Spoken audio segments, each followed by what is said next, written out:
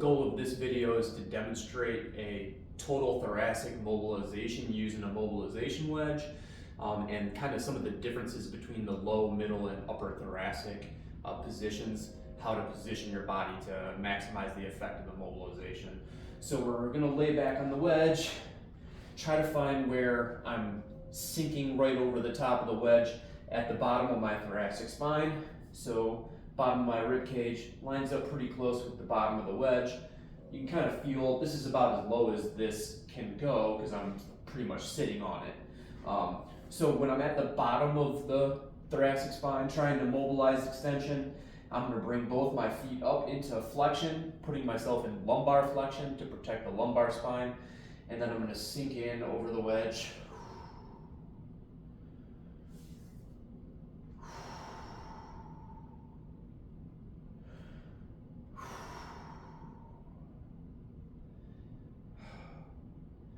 And that's pretty much the amount of time I'm going to spend at one location. I'm just going to kind of wiggle down to roughly the next segment, roughly an inch and a half for each of these segments. For the bottom few segments, I'm going to keep my knees tucked into my chest and continue to stress it that way. Once I get about halfway up my thoracic spine, I'm going to drop one leg long and hold off. And again, I'm not rounding over the wedge, I'm sinking into the wedge.